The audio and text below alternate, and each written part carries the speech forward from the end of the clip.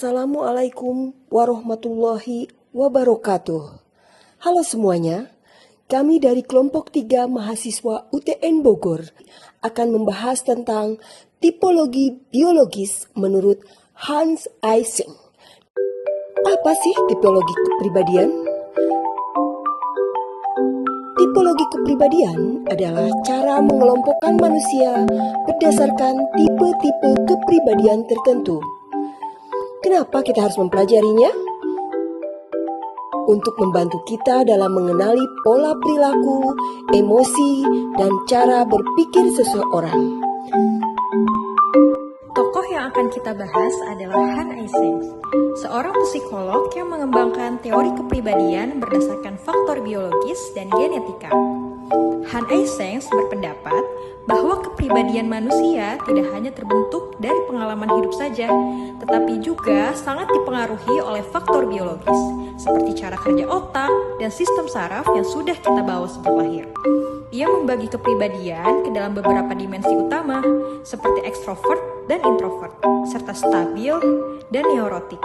Menurutnya, perbedaan ini terjadi karena perbedaan aktivitas dalam sistem saraf setiap orang yang berbeda-beda. Jadi intinya, kepribadian kita sebagian sudah diprogram dari lahir melalui faktor genetik dan biologis, lalu berkembang seiring pengalaman hidup. Hans Eysenck membagi kepribadian dalam 3 dimensi besar, yaitu kepribadian saya menurut Eysenck menekankan bahwa perbedaan kepribadian manusia berasal dari faktor biologis, terutama sistem saraf dan genetika.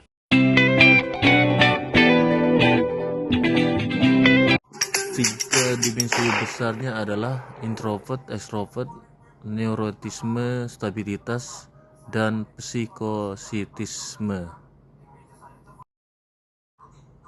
Orang introvert cenderung pendiam, tenang, lebih suka suasana damai. Sedangkan orang extrovert orangnya supel, suka keramaian, dan energik. Orang dengan skor stabilitas tinggi mudah cemas, gampang stres, mood cepat berubah. Sedangkan yang rendah lebih stabil, tenang, dan tahan banting.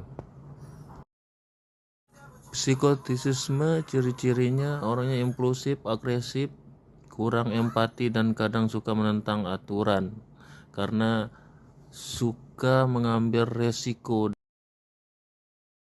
Artinya tiap dimensi bisa dipecah jadi sifat-sifat yang lebih spesifik.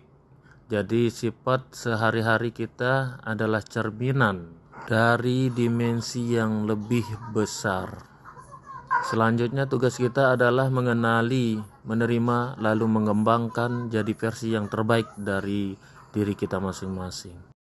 Hans Eysenck juga menjelaskan tentang model hierarki kepribadian.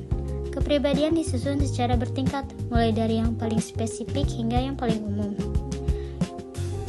Dimulai dari respon spesifik, yaitu reaksi langsung dalam situasi tertentu, lalu menjadi kebiasaan, yaitu perilaku yang sering diulang. Kemudian, kebiasaan membentuk trait atau sifat, seperti disiplin atau ramah. Dan di puncaknya adalah tipe kepribadian, seperti ekstrovert dan introvert. Jadi kepribadian itu bisa menjadi suatu kebiasaan, lalu menjadi sifat, dan menjadi suatu tipe kepribadian. Menurut Hans Eysenck, tipologi kepribadian dibentuk dari 2 dimensi utama, yaitu ekstraversi, introversi, dan stabilitas emosi atau neurotisme. Dari kombinasi kedua dimensi tersebut, terbentuk 4 tipe kepribadian, yaitu sanguin, choleric, phlegmatic, dan melankolik, yang menggambarkan pola umum cara seseorang berpikir, merasa, dan berperilaku. Jadi bisa disimpulkan kepribadian terbentuk dari perilaku yang berulang hingga menjadi sifat, lalu membentuk tipe kepribadian secara keseluruhan. Dasar biologis teori Eysenck, kelebihan dan kelemahan. Teori Eysenck memiliki dasar biologis, yaitu berkaitan dengan sistem saraf manusia. Menurut Eysenck, perbedaan kepribadian dipengaruhi oleh aktivitas otak dan sistem saraf pusat. Di sini kita melihat 2 gambar, yaitu ekstrovert dan introvert. Orang ekstrovert memiliki tingkat rangsangan otak yang lebih rendah sehingga mereka mencari banyak aktivitas. Sedangkan orang yang introvert memiliki rangsangan otak lebih tinggi sehingga lebih mudah lelah dengan keramaian. Di sini juga terlihat bahwa ada kelebihan dan kelemahan dari teori Eysenck. Kelebihan mudah dipahami karena menggunakan dimensi yang jelas, memiliki dasar ilmiah dari penelitian biologis, banyak digunakan dalam penelitian psikologi. Teori kelemahan Eysenck terlalu menekankan faktor biologis, kurang memperhatikan pengaruh lingkungan dan pengalaman hidup. Tidak semua kepribadian bisa dijelaskan hanya dengan 3 dimensi.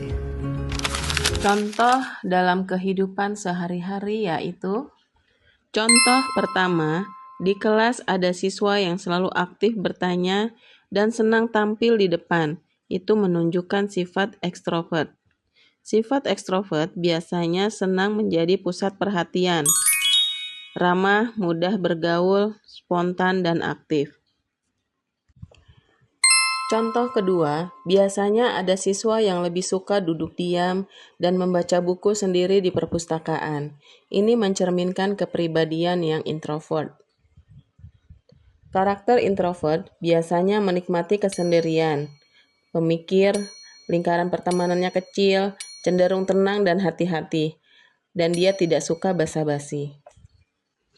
Contoh yang ketiga, seseorang yang mudah marah atau tersinggung saat mendapatkan kritikan dari orang lain, ia menunjukkan tingkat neuroticism yang tinggi.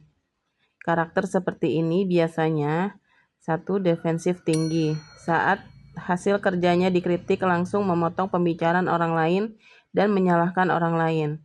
2. Personal attack.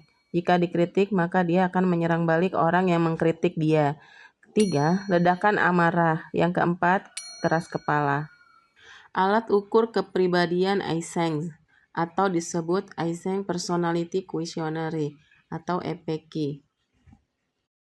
Untuk mengukur kepribadian, Eysenck membuat alat tes yang bernama Eysenck Personality Questionnaire atau EPQ. Tes ini berisi beberapa pertanyaan tentang kebiasaan dan perilaku seseorang.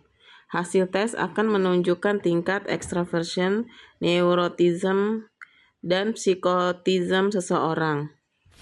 Kesimpulan teori Hans Eysenck. Hans Eysenck adalah seorang psikologi Jerman yang mengembangkan teori kepribadian berbasis biologis dengan 3 dimensi utama, yaitu extraversion, neuroticism, dan psikoticism.